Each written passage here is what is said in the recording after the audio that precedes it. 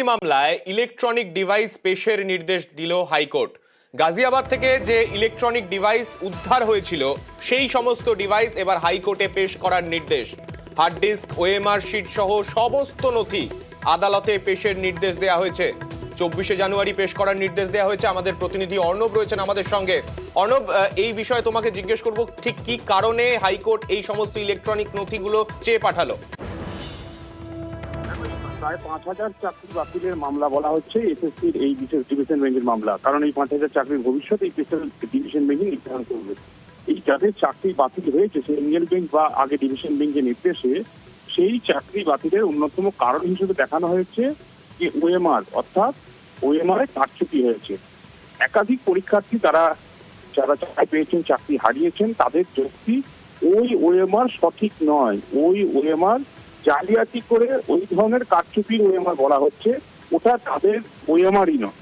তাই সিবিআই গাজিয়াবাদ থেকে যে ইলেকট্রনিক ডিভাইস উদ্ধার করেছে, হার্ড ডিস্ক উদ্ধার করেছে, ইলেকট্রনিক নথি উদ্ধার করেছে, ওএমআর সংক্রান্ত সেগুলি 24শে জানুয়ারির মধ্যে পেশ করার নির্দেশ দিলেন। পাশাপাশি এসএসসিকেও এই সংক্রান্ত যে নথি রয়েছে সেটি আদালতে পেশ করার নির্দেশ দেওয়া হলো। দুই চাকরি হারানো, অর্থাৎ যারা চাকরি হারিয়েছেন এরকম যারা মামলা করেছেন তাদের তরফে ওই ওএমআর আদালতের নজরদারিতে দেখতে চাওয়ার আবেদন করা হয়।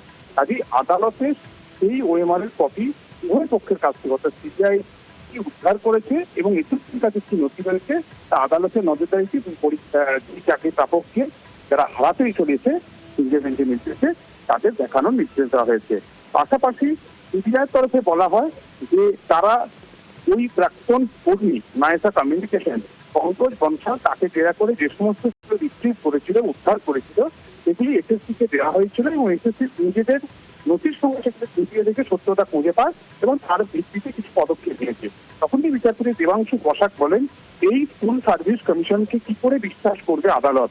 কারণ এই স্কুল সার্ভিস কমিশন এই এক কথা বলে, দুদিন পরে আরো একরকম কথা তারা বলতে শুরু করেছে।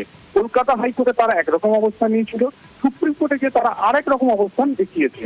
আবার এই বিশেষ ডিভিশন বেঞ্চ যখন তাদেরকে অবস্থান জানানোর নির্দেশ দিয়েছে, বারবার বলার পরও যে অবস্থান তারা জানিয়েছে সেখানটা নিয়েও আদালত খুব একটা সন্তুষ্ট নয়।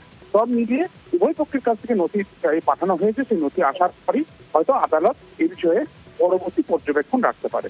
বেশ, ধন্যবাদ অর্ণব। সন্দেশখালীর ঘটনার পর থেকেই আমরা দেখেছি শেখ শাহজাহানের খোঁজে যখন পুলিশ